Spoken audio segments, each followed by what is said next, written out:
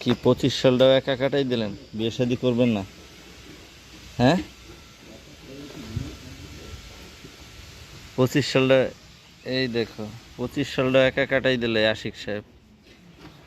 25 সালেও কামটা করলেন না, তাই না? বললেন কি করবেন?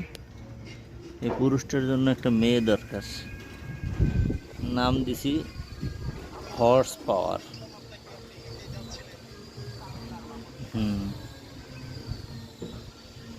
তাহলে বিয়ে করবেন না আপনি?